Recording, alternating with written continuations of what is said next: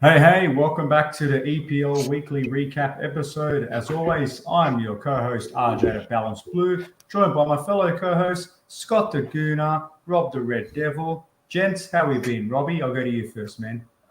I'm great, boys. Seeing your faces always lights the start of my Mondays up. And look, obviously an early rise this morning. It's been a bit of a big day, a few coffees, but seeing the light at the end of the tunnel and you guys always makes it worth it. That's only because United are doing well at the moment, mate. We can't make it worse. You're winning games. Oh, here we go, Mister. We're top of the table. Ooh, look at this bloke. This conversation's more I'm shiny being than my nice. head. I'm being nice. I'm saying it's good. His team's winning, mate. We can't put any stick on him at the moment. Well, my team's winning too, Scott. We're now top of the Premier League, so I'm buzzing at the moment, mate. As you know, proud citizen. The balanced sky blue, they call it, don't they? No, That's right. Exactly. I'm doing all right, though, man. Look, the reality has sunk in now that City are City. They're doing the old Thanos snap. There's just no time machine to send my Avengers back. So I've just got to pray for some miracles, man. And one against Chelsea soon. But we'll talk about that match. How are you, RJ?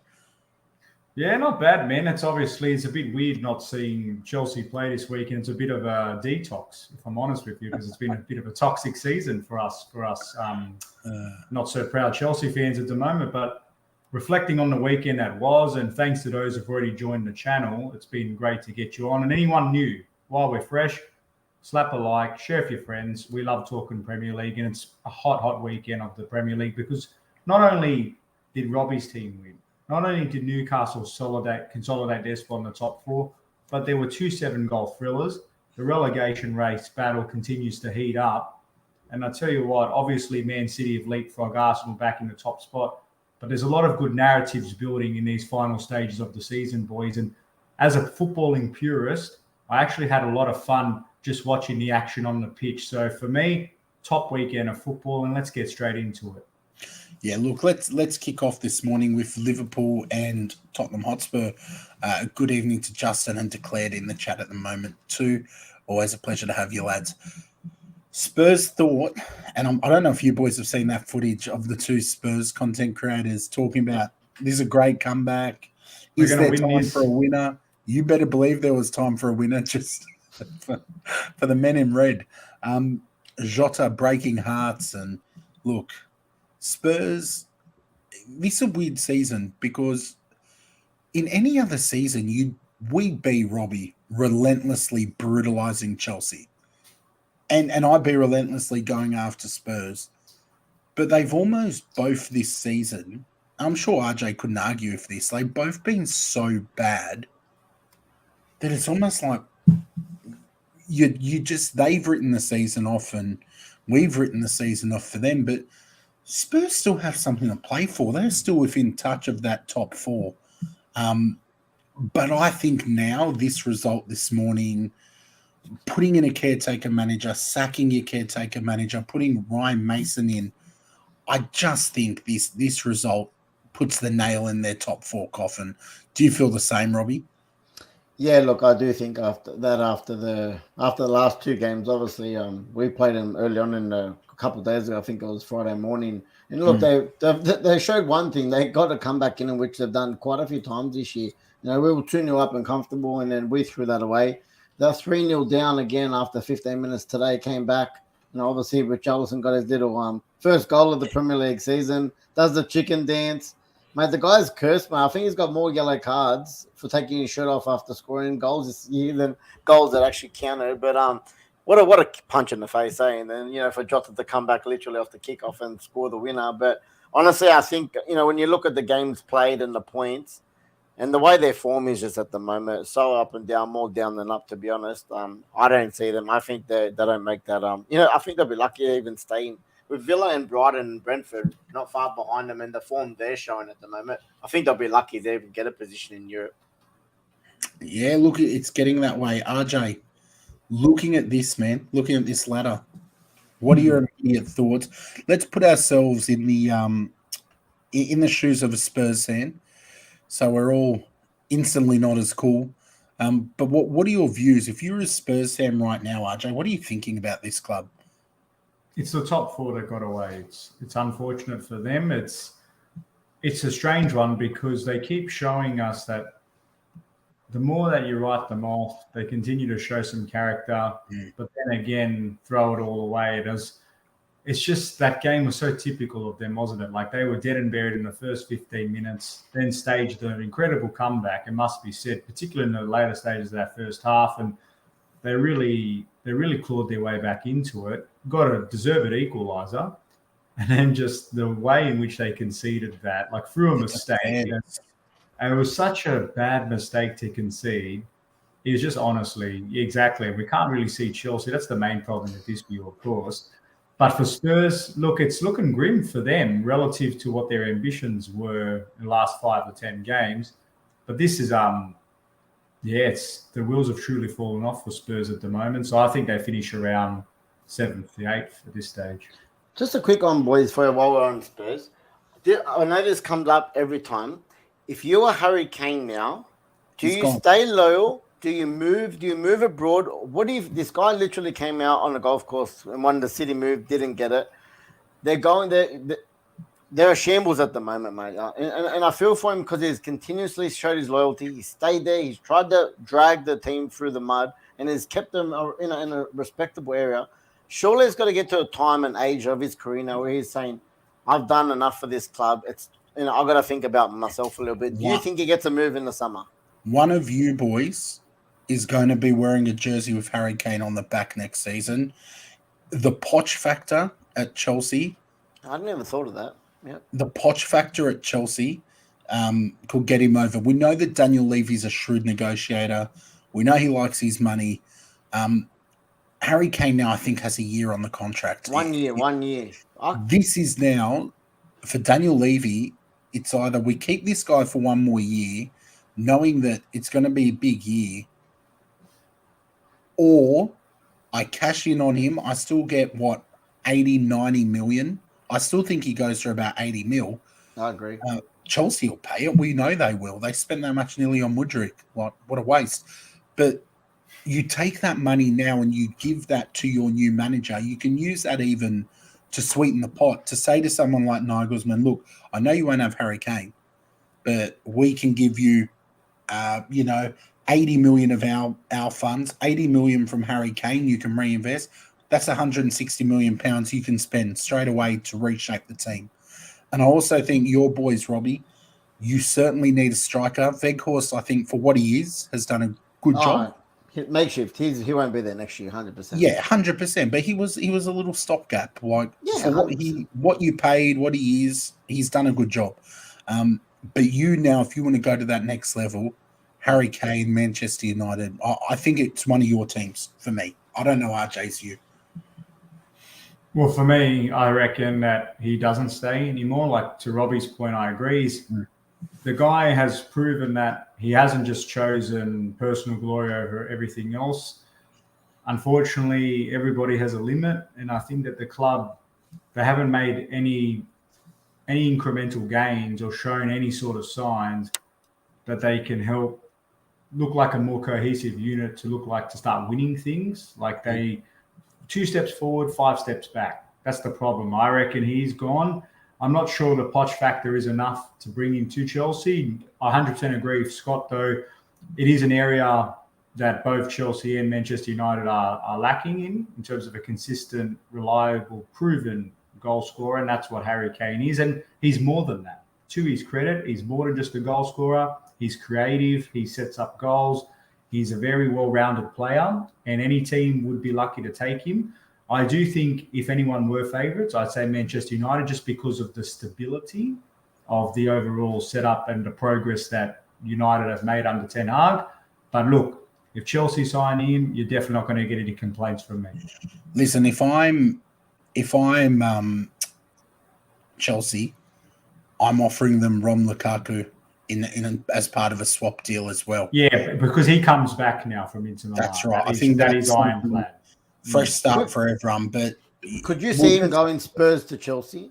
I'm just, for me as a person looking at him, I don't know. I just see him as a guy that wouldn't do that. from the like outside. a Gerrard type thing with Liverpool. Yeah, honestly, like you have to, I know money's money, but like when I come across him, I couldn't see him leaving Spurs after all this time to go to Chelsea. That's my personal opinion. It comes down to Daniel Levy, I think, and if I'm Levy, in all seriousness, if I'm getting offered 80 million from both your clubs, but let's say, for example, Bayern Munich came in and offered me 70, I'm taking Bayern Munich's money and saying you can go, but you go abroad. I don't want you scoring goals against us next year. So, look, that's my opinion on it. RJ mentioned there was another 7-goal thriller. That happened between West Ham and Palace. So that one a little bit on this end of the table, the Chelsea end of the table. Palace hit the 40 points. They're pretty safe, I would say. But West Ham, it's still quite precarious. Boys, we won't go too far into the result, but at this point, the 3 teams in the bottom 3, are they your ones going down? If not, who is? I think Saints are definitely going down from here. I think it'll be amazing if they get out.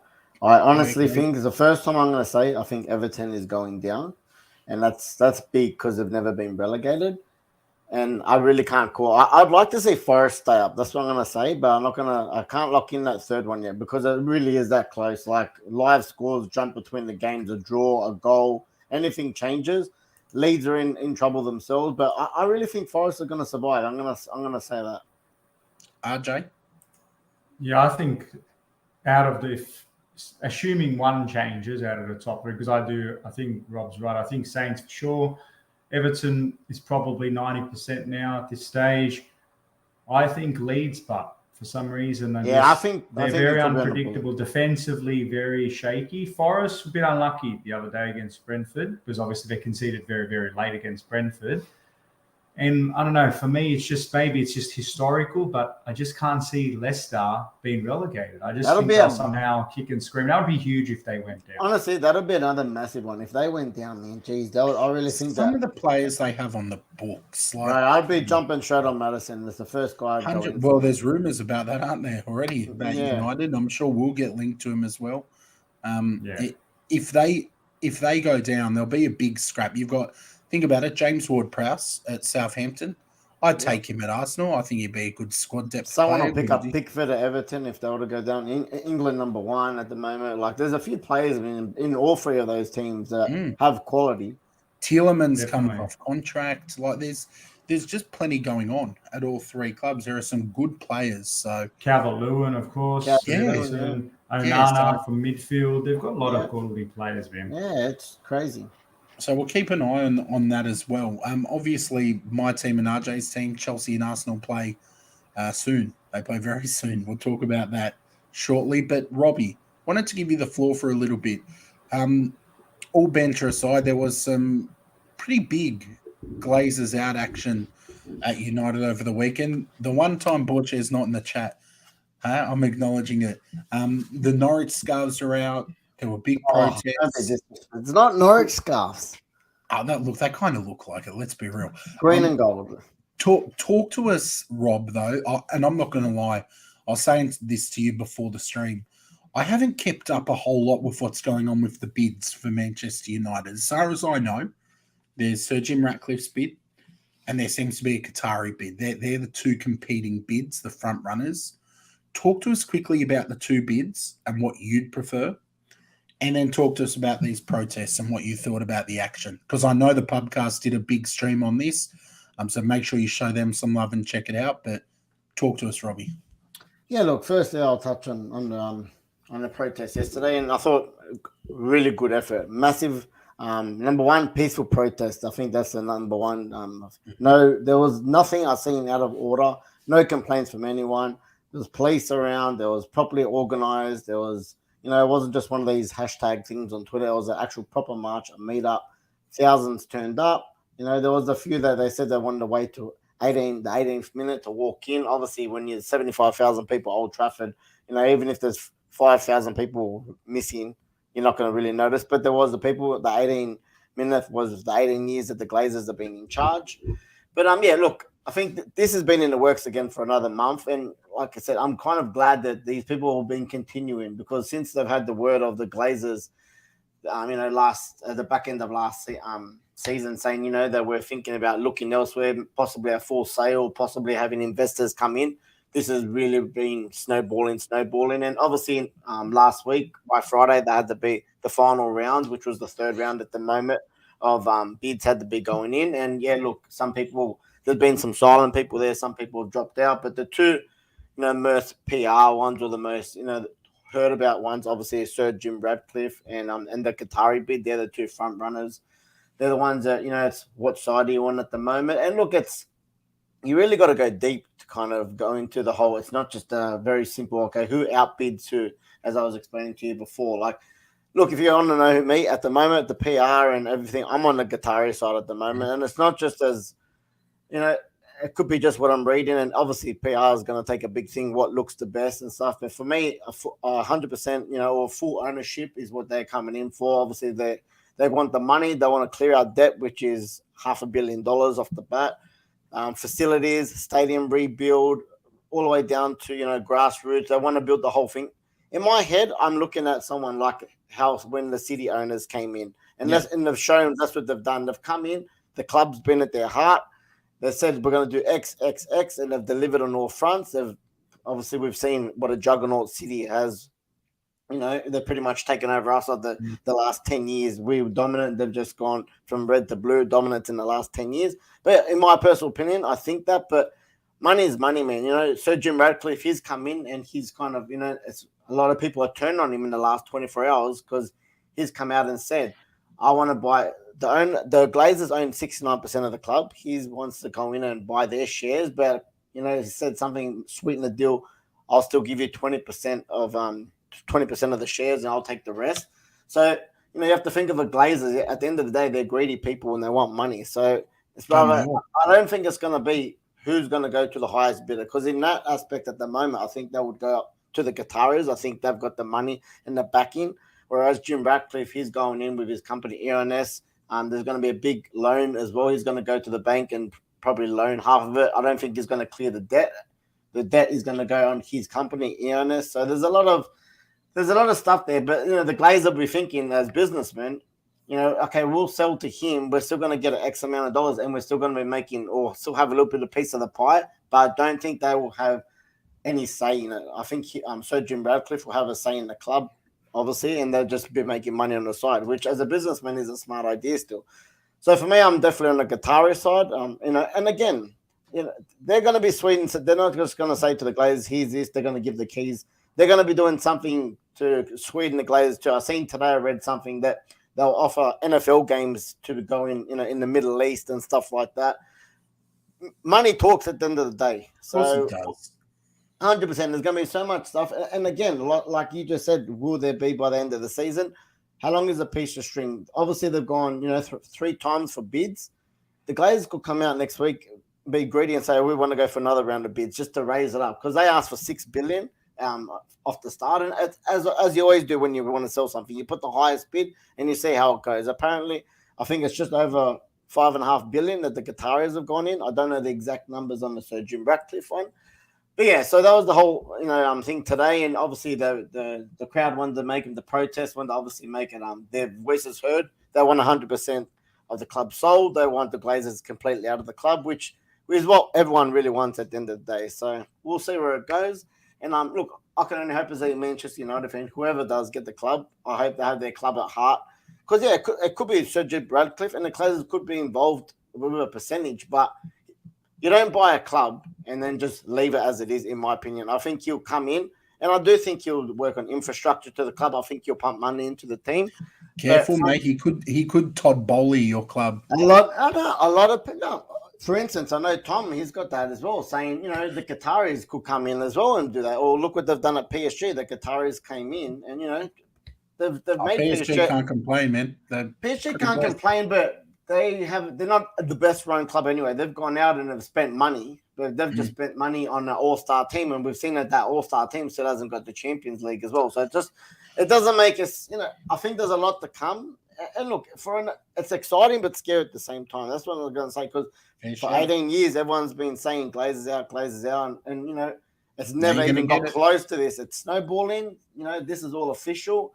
I can't wait till it's over, but obviously we've got to hope that it doesn't go backwards, it goes forwards. So I think if that was enough to touch on that, boys. I hope I covered everything.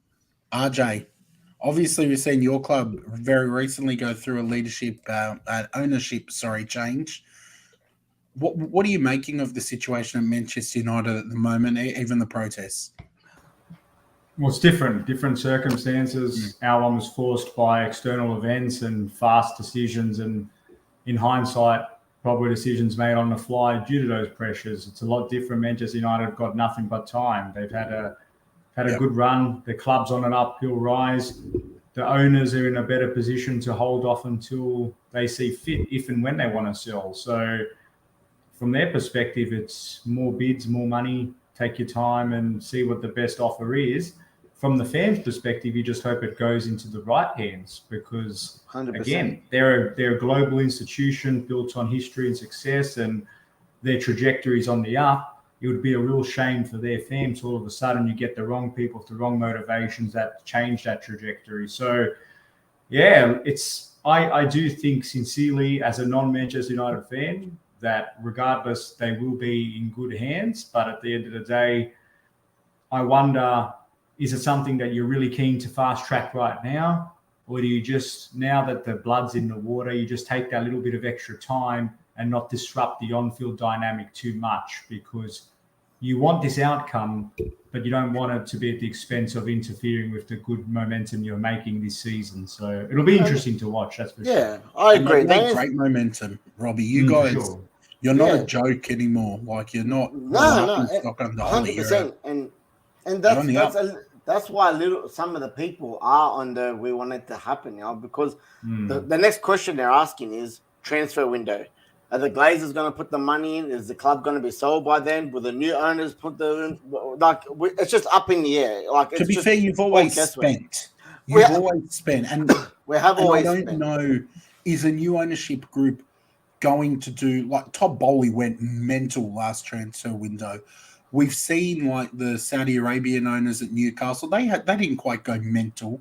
Even City, I don't think, have gone mental. I don't think you guys should assume that, say it is the Qatari bid. No, I don't think that come the next window, you're going to spend 600 million. Like, you've always spent money. I think no matter who, whatever's going on, come the transfer window, you're still going to be very active.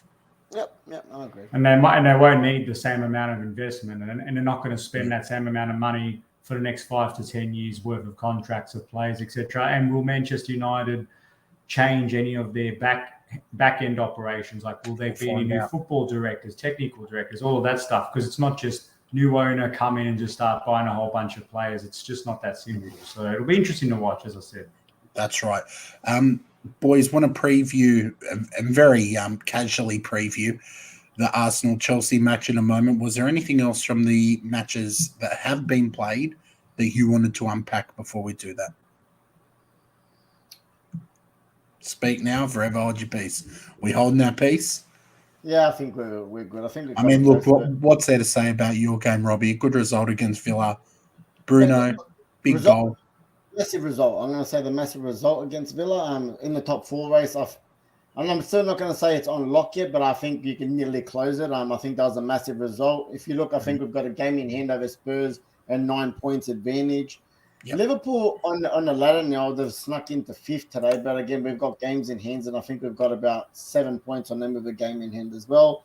So look, I do think that top 4, as I said last week, will stay as is. Again, with us and Newcastle, that could be a flip of the coin. But as long as we get top 4, I'm happy with that, man. But look, just quickly, Brighton 6-0 as well, man. Exactly. They are flying.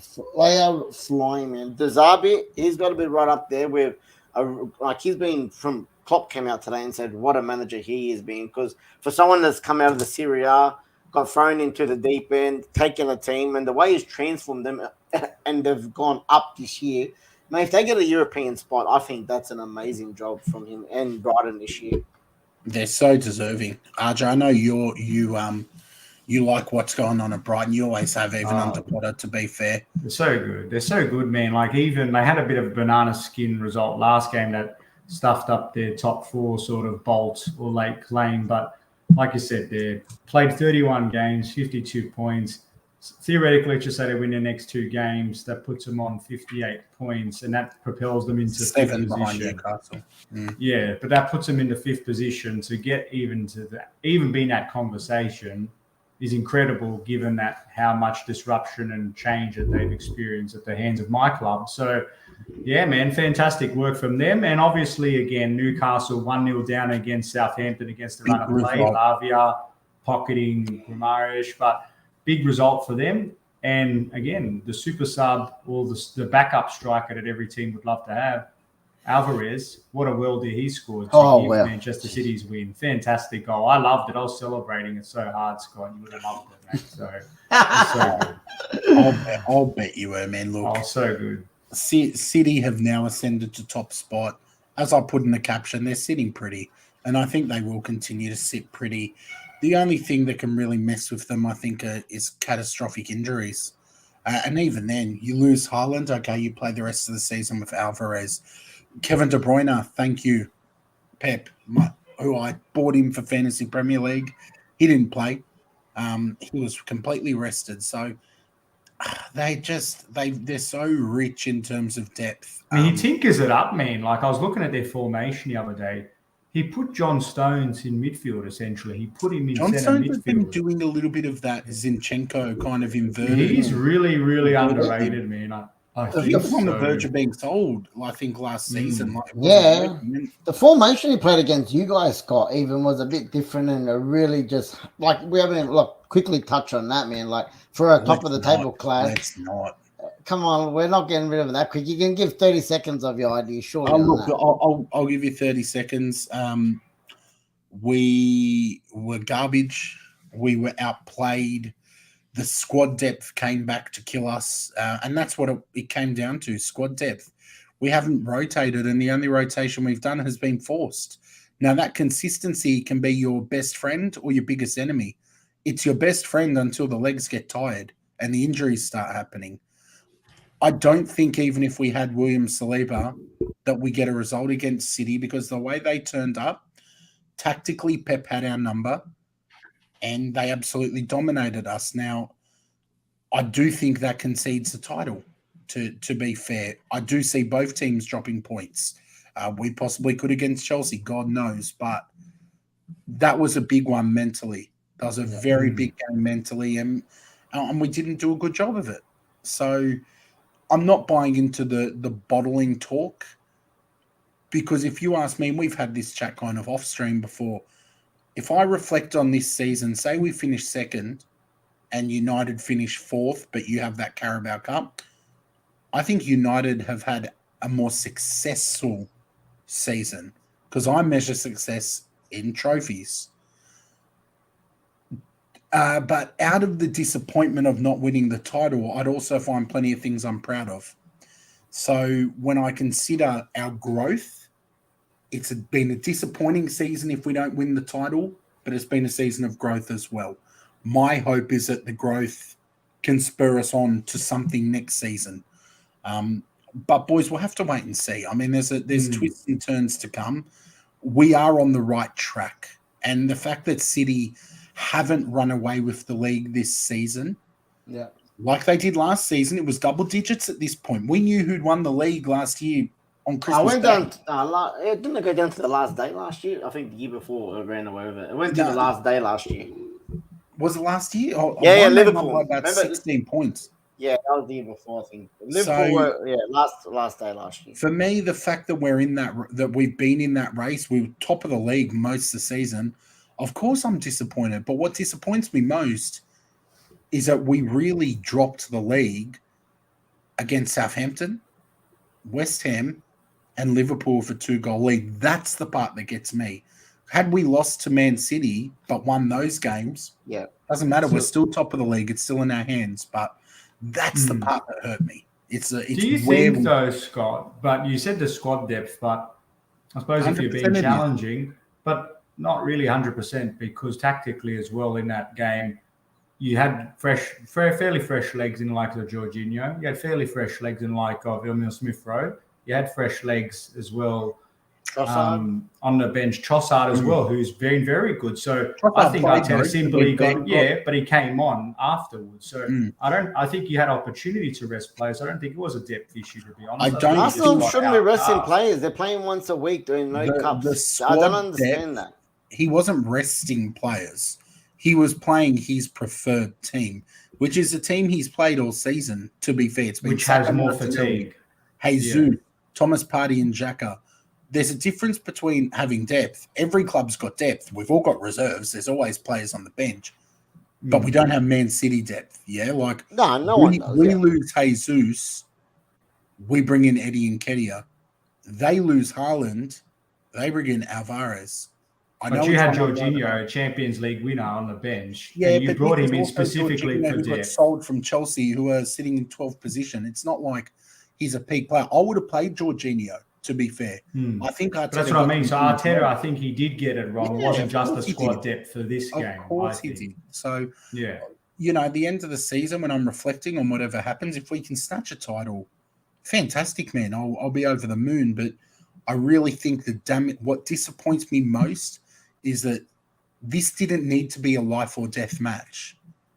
Yeah. But Liverpool, Southampton, West Ham made it life or death. We did it to ourselves. We shot ourselves in the foot. That's what burns me most. I don't care about the bottling crap. There's a lot of people calling us bottle jobs who'd be dying to be in second place at the moment. And, everybody remembers second spot. You're right. But you know what? I'd rather be 18. I'll remember 17. I remember the growth. We bottled top 4 last year. We've improved from last year. It's a growth season, definitely. If we bottle the title this year, the improvement then is to win a cup. Hopefully win a title next year. Why not? Why can't we?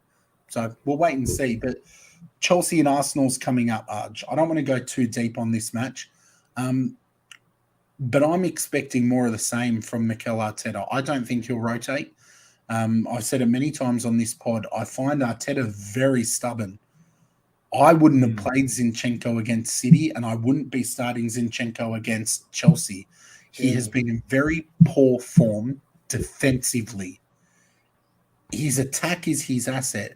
But even in our last few games, his attack hasn't been reaping rewards either. I think he's a player who needs to sit out for a week to kind of say, just reflect on where you're at, have a breather. You'll bench this game. I'd be starting Kieran Tierney against you. I think he's a much better defender. Ramsdale has to start. There's no serious competition, but he's been in very poor form. You know what? I say that. He's had some really poor moments, but then after he lets in a first goal that we shouldn't concede, he then turns into a prime keeper. So that's he did save his a lot. Could have been. Yeah, it's probably not fair criticism on Ramsdale, but I just don't know who our form is. So what about Partey? I think to me, I look at someone like Thomas Partey, another very, very solid player, but some individual mistakes he makes, they like that third goal was because of his turnover. As simple as that. And that's what killed the game. And it's not fair to him because he's had such a good season. But in that moment, he was the most culpable there. So I think is he someone that could benefit from a bit of a fresh set of changes and get Jorginho starting maybe? Yeah, potentially. But I mean, I just worry you've got a lot of pace in your attack. Yeah, I know, but we'll probably be super defensive, probably. A pivot of Jorginho and Xhaka does really lack a bit of that energy. I still think Partey needs to play this one. Jorginho would have a point to prove, but I just worry a little bit. If he knows the setup. That's the it's thing. Agent Chelsea, you know what I mean? But I think you'll score. I think you're going to score in this game. I know you've only scored that deflected shot from Gallagher in like your last 6 or something. Yeah, exactly. We're not good at scoring goals anymore, so that's old. Mate, we've been very shaky. I think there will be a Chelsea goal in this. What the difference will be is how well we're able to compose ourselves and play our football. Because I think if we can just get out of our heads, play our football, put you under the pump with Martinelli and Saka, get Jesus firing somehow, I think we can beat you. But I'm worried that if you score, you will just try and lock everything down. Where are you at? It's a tough one, mate. Well, like you said, we're And I agree. We're a team that just struggling for cohesion at the moment. We lost the other day, disappointingly, against Brentford as well. But again, own goal from Azpilicueta, heavily deflected shot. And that was actually their only shot on target. Strangely enough, we still lost 2-0. So again, statistically, we did okay, but nobody cares about that because we lost and we deserve all the crap we get with it. But we're just not at it. We set up too pragmatically. We respected Brentford a bit too much. I thought that as well. We have players like Kante and Gallagher playing in really advanced positions, and I totally understand that to try to nullify any build-up from the back and use your pace to box them in. And to be fair, that worked very well against Real Madrid for the first 60 minutes of that second leg. We were the better team. But the problem is you get the ball and it falls to these guys who are natural goal scorers. So it's a double-edged sword. So I'm really concerned that I don't know how he's going to pick the team. Like, it's totally up in the air. We've got way too many players. We've got a whole bunch of youngsters that have got a point to prove, but I wouldn't be surprised if he goes for the experience again with Sterling, who hasn't earned his spot.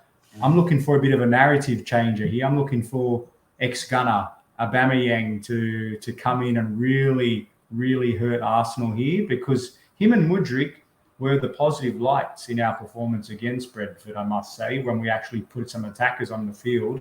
So I wouldn't be surprised if them two get more minutes this game. I'm expecting the likes of Badiashile to return at the back and players like Kante and Enzo to spearhead the midfield. It's a shame Mason Mount, Reece James are out for the season, or just about most of it. But objectively speaking, I do expect a response from Arsenal at home, but my heart's telling me that we'll do enough just to pull a bit of a shithouse sort of draw. So that's what I'm clinging on to in this match. Yeah, look, before we get Robbie's prediction, I think Mudryk will feature heavily in this game. He's shown little glimpses of quality, but not enough to even justify a quarter of his price tag at this point. I do think he'll be dangerous, though, and last time Aubameyang played against us, he was absolutely garbage. He got subbed off. I would hope that happens again if he plays against us. But, yeah, look, I do think it would be easy for me as an Arsenal fan to forget our whole season thinking about the last 4 games. But I'm not going to do that. I know we've got talent. I know we've got a good manager. I'm hoping that we can just get a good result. We need a result to really lift things around the club and at least go down fighting. If we're going to go down to City in the title race, let's go down swinging at least. I don't just want to kind of fall over and curl up in the fetal position. It'll be quite funny though, Scott, because just on that, in terms of when Chelsea last had a very shambolic season, it was the year Leicester won the title and the night we ruled it out for Tottenham, that game when we drew 2-2 with Hazard. So I wonder if this could be the same thing for Arsenal, because I'm not going to lie to you, Chelsea doesn't give me any satisfaction. The only satisfaction is ruining other teams' chances. So if we can ruin Arsenal's season, that's like winning the Champions League for us. That's all I'll say. Okay. Well, it's the most joy you guys would get if you got a result against us this year. 100%. I think the damage has been done already. But I do think we'll take you 2-1. I'm going 2-1 to Arsenal. I don't think it'll be pretty. I think it'll be a hard-fought game. I'm going with Mudryk to score for Chelsea, just to be even more specific. Feisty game you're predicting, or what? Yeah, fiery. Same. I would be starting Trossard. I would be benching Gabby Jesus for this game, bring him off the bench. I want Trossard up front. Him and Martinelli had a good thing going on. If Trossard starts, I'm going with Trossard and Martinelli as our 2 goal scorers. Fingers crossed, bring the 3 points, keep the 3 points at home, and send Chelsea into a relegation battle, please. Robbie, what's your result? You're neutral. 3-0 Arsenal.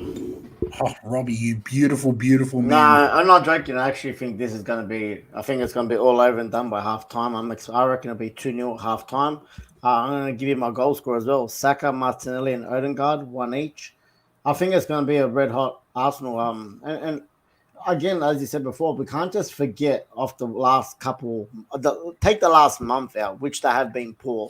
When Arsenal have turned it on this year, and they have quite a few times, obviously they've been there all season, especially at home. They can, once they get an early goal, they can really go on. And when Saka's in form, when Martinelli's in form, mate, and we can't turn a blind eye. I know it's a big derby game, and I know Chelsea's going to do everything for, to stop Arsenal kind of thing. But I just think that you guys aren't out of it yet. You can't just say, okay, you can't just roll over now and be like, okay, we're going to take second.